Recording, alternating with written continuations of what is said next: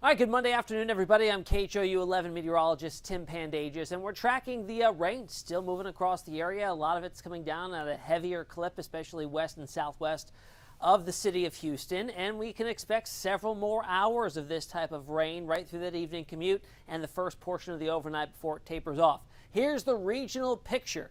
You can see the spin of the atmosphere here with our upper level low feature back off towards the west, towards San Angelo, and that's pivoting on through, allowing for some broad upscale motion. Widespread heavier rain out there, some convective features off to the west towards Austin. Some lightning and thunder in there. Nothing severe, though, at the moment, and we don't really expect a severe threat. There could be some small pea-sized hail in some of these low-topped convective features, but that's really about it, which is the good news. Here's a local look at the radar across our area. A lot of bright colors, but most of this, especially north of the city, I think is being over-exaggerated on the radar signature there. Some widespread moderate, maybe some patchy heavier rain. The real heavier rain is off to the southwest of the city right now. Fort Bend had plenty of heavy rain earlier. Brazoria, Matagorda, out towards Palacios had over 3 inches of rain so far, and we're only going to be adding to those totals. A loop over the last 2 hours, we're not seeing a huge progression of this off to the east. It's really training cells over the same areas, which is why we're seeing that flood potential still in the cards through the rest of the afternoon, although I haven't seen any reports as of yet. Downtown Houston right now is littered with bright yellows and oranges showing widespread moderate to heavy rain out through the loop, the outer loop, the beltways, all seeing very heavy rainfall there. South Angleton area, Lockridge, New Gulf, heavier rain there. Some breaks in the action out by Bay City. El Campo a little bit letting up now out towards 59, but Sugar Land still seeing some heavier rain. All right, at the top of the hour, we just got an update on how much rain has come down so far since midnight. 3.5 inches out of Palacios now, about 1/3 of an inch in Wharton, 2.5 inches at College Station. By the way, that's a pretty significant number because that blew out the old daily rainfall record at College Station that has stood since 1896. They've already picked up 2.5 inches. The old record was 1.75. Officially at Bush, not much, just over 1/10 of an inch. We're seeing that rain kind of just pivoting around the airport there, but still seeing plenty of heavy rain through much of Harris County. Here's how much we can expect overall totals once things wind down later on tonight. 1.5 to 3 inches, maybe locally higher amounts, especially off to the west and southwest through the later parts of the day today. By the way, Deborah says welcome to Houston and welcome to the crazy weather. Oh, thank you, Deborah. David Paul right here joining us with questions if you have them. So type them on in the chat, and we'll try to get to them as we head through the rest of this little webcast. All right, flood watches are up for most of the area southwest of Houston, which coincides with where we've seen the heavier rain so far. Again, no flooding alerts as of the moment. We've got no flash flood watches or warnings out for those spots yet. All right, so far this month has been a very wet one. If you remember, we came off December as the hottest on record. Now January looks to be one of the wettest on records. 8.7 inches so far. The average we see right up through the end of the month is 3.6, so over 5 inches above that average. And any rain we see today is going to propel us higher on our top 5 wettest list. Right now we're sitting at number 5 with 8.7 inches. Doesn't take all that much more to climb up to number 4 or number 3 before the day is out today. We end up as number 3 or 4. Could certainly be possible. Here's how Future Track sees things as we head through the afternoon. Pockets of heavier rain with us right through the evening commute, right through the first portion of the overnight. Then it starts to become a little bit more scattered and isolated past 9 p.m.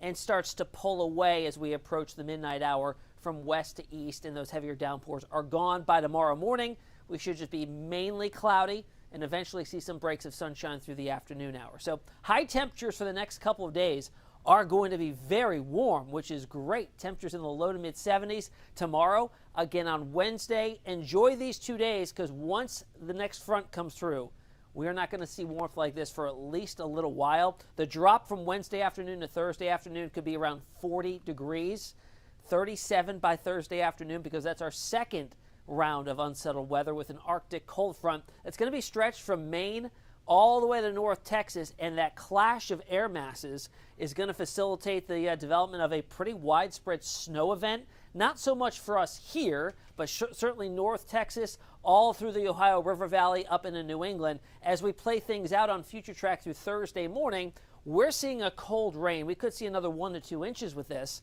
And as the cold air tries to infiltrate from the north, we've got some potential of seeing maybe a few sleet pellets in northern zones. Does not look like a big, impactful winter event for us. We're going to be more concerned with the cold air that rushes on in after the rain exits the area by Thursday afternoon and evening. We'll be looking at a freeze potential Friday morning and again on Saturday morning. There's the look at that Arctic front that's going to drop those temperatures. 11 degrees above average on Wednesday afternoon, mid-70s, and then we drop to 27 degrees below average by Thursday afternoon with a high there at 37.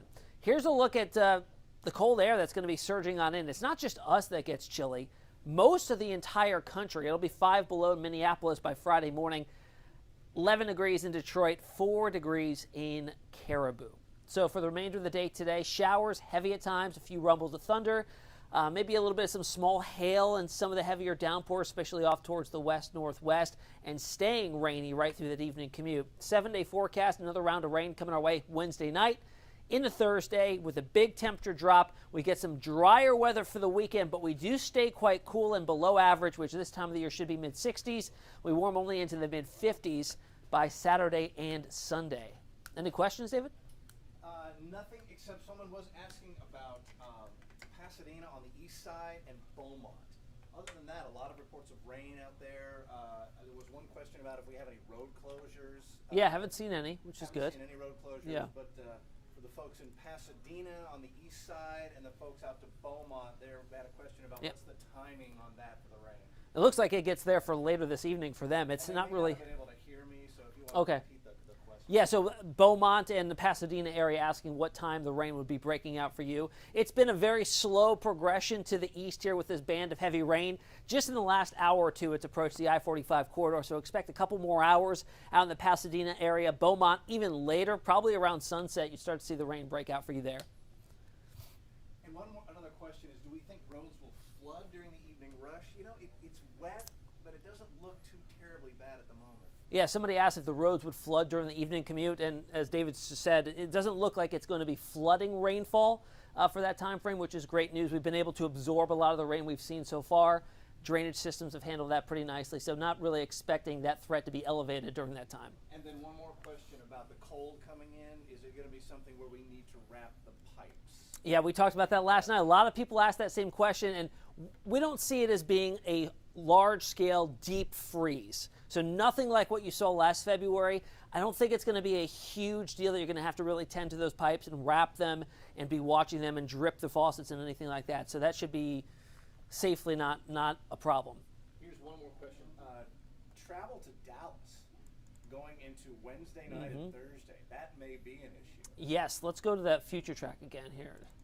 So to Dallas, they're actually going to be... Yeah, try to remember to repeat the question because I always forget I'm not Yeah. on the mic. So traveling up to Dallas for this next front that comes our way midweek.